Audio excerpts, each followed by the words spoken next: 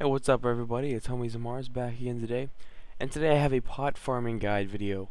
And no, this is not going to be like Hennes's pot farming guide. If you have ever seen that, it's pretty much just a video of him and a rogue getting a lot of pots. And that's actually a pretty good video. I suggest checking that out because it means that the rogue can be very good at soloing events. But I want to go ahead and talk about a different way. This is going to be like kind of a different guide for pot farming. Like, what I'm going to say is I'm going to go through each stat and I'm going to tell you where the best place to get it is. Now, whether or not you can get it or not, because you know some things like events require certain classes to do, but I'm pretty much just going to go ahead and go through all of the stats, letting you guys where I get most of my potions from, and whether or not I would buy it or not. Alright, so anyways, without further ado, let's go ahead and start this good old guide going. Alright, so the first stat I want to go ahead and talk about is defense potions, or defense, you know, because that is the first stat that I usually try to max. I know some people would like to max dex, which is fine, that's just as easy. Actually, dex is a little bit more easier to max. And defense is going to be pretty interesting because it drops from a lot of places now. Because not only does it drop from Sprite Worlds now, but it also drops from Abyss of Demons. They've changed some of that in the drops because they're making it easier to get defense, I'm guessing. But I usually, if I'm ever wanting to max defense, I usually do a lot of Sprite Worlds. Although defense doesn't drop as much in Sprite Worlds, I usually get Dex more than anything else. But you know, if you do a Sprite World and you're not maxing Dex or defense, you can get a Dex potion and a defense potion at the same time. So it's like maxing both stats at the same time, which is kind of nice. I don't really recommend this, but doing Abyss of Demons, you know, it's really hard to do an Abyss without having max defense. Which is why I really don't, you know, do any Abbeys until my def is maxed. So whenever you get the defense from the Abyss of Demons, I usually use that defense to either max another character, or to you know, sell it for more, you know, sell it for something like a stat or a stat potion or something. But usually you want to wait to do Abbeys later for Vit. And defense is also going to be dropped a lot from Oryx and Oryx 2 and the Stone Guardians. So if you really want to get some defense, go there. That is a good place. I usually wait till, you know, the realm closes and all that. And I'll event a little bit. Eventing can drop defense occasionally, and I also do a lot of end god killing.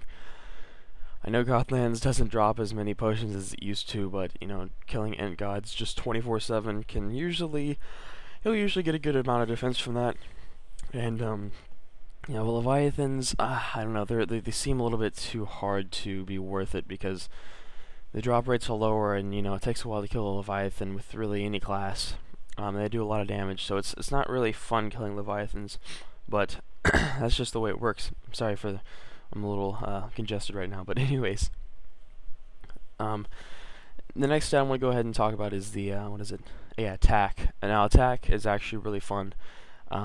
You know, not only now, as of right now, as I'm making this video, attack is actually pretty expensive. You know, because usually you'd be able to get, you know, 2 attack for 1 defense, but now it's pretty much like 1 attack for 1 defense, or I'd usually buy it for 3 attack for 2 defense. That's usually the way I do it, but it's kind of interesting. Attack actually drops from a good amount of places. You know, not only can you do Godlands farming, you know, the flying brain in Godlands, the thing is really easy to kill, and it drops attack bots. I'll even, you know, just kill as many white demons as you can, you know, to drop attack bots. And the constructs, you know, even though they're really hard to kill, if you have a class that can kill them, they'll drop attack sometimes. And I usually go into Sprite Worlds and look for the Sprite Gods to kill, even if I've had Dex or Def Max, because here's the thing, I believe the Sprite Gods and the Sprite Worlds have different drop rates on their attack than outside of the Sprite World. You know, because there's Sprite Gods outside and inside the Sprite World. Because I think because of the dungeon drop rates, I think because they're in the dungeon it's going to be higher, although I'm not completely sure. but I've got a feeling. I've got a feeling that the sprite gods in the sprite world will drop attack more. I'm just kind of winging it here, but I'm pretty sure they do. And of course, attack is always going to, I usually get it from Oryx 1 and 2. That's a great place to get attack. And a great place to get attack is also in Candylands, if you can get one of those. They drop a lot of attack and other potions, but usually they'll drop a lot of attack for me. It's interesting how much attack I walk out with from those things. Although usually you'll be sitting in the Candyland for a really long time. But it's fine, because the Candyland is a never-ending dungeon, which is interesting. Kind of crazy. It's kind of like, keep going until you either die or you just nexus. But that's just the way it works. And, attack can... I don't know, eventing can bring attack. Eventing can kind of bring any potion, usually, except for, life and mana. And, I like to event for, things like vitality. That's usually when I get my, that's interesting, I don't know. But, anyways, we'll talk about that potion later. And the next stat I want to go ahead and talk about is speed. Now, speed, it's actually really cheap. I would just do snake pits a lot for speed. You can kill the gens. The gens drop occasionally drop speed. Ghost gods, yeah, they'll drop speed, but they're pretty hard. I mean, you have to they're not super hard, depending on the class. I mean, if you're like a melee class, then you shouldn't have too much of a problem, even though they do a lot of damage. Ghost gods are okay. I mean, I don't know. I like getting my speed from easier gods, especially the gens. And a lot of snake pits. Just do that, and even if you can event, go ahead and event. As eventing will work. Sometimes, I mean, usually you can even get speed from crystal prisoners. So if you go see a crystal, just go ahead and start shooting a crystal. And of course, crystal can drop other potions too. But speed, I'll actually usually buy speed. I usually don't like farming speed as much. Because it's just cheap enough to buy, in my opinion. But the next potion is going to be wisdom, and wisdom, I get a wisdom a lot. I don't know why. I usually get a lot of my wisdom just by doing UDLs. Because if there's a potion, and if there's a dungeon you can do to get the potion, I usually do the dungeon first.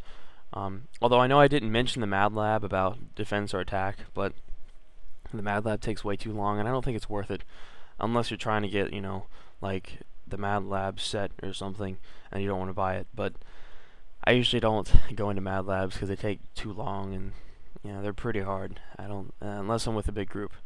But soloing Mad Labs is not fun. But yeah, wisdom. Really just do a lot of eventing and do a lot of UDLs, because they don't drop from any gods other than the event gods, or and Davy Jones Locker, and I do those usually. And of course the ghost ship will drop wisdom, and that's pretty much it for wisdom. And obviously Oryx 1 and 2, Oryx 1 and 2, remember, they drop def, attack, wisdom, and vitality. They don't drop speed, they don't drop dex, and they don't drop mana and life, obviously. But that's pretty much on wisdom. And vitality is kind of interesting, because it drops from, I usually I don't know about you guys, but I get most of my vitality just from eventing, because it seems like vitality drops a lot while eventing. It's interesting. And I do get a lot of vitality from Oryx 2, not as much from Oryx 1. It's interesting.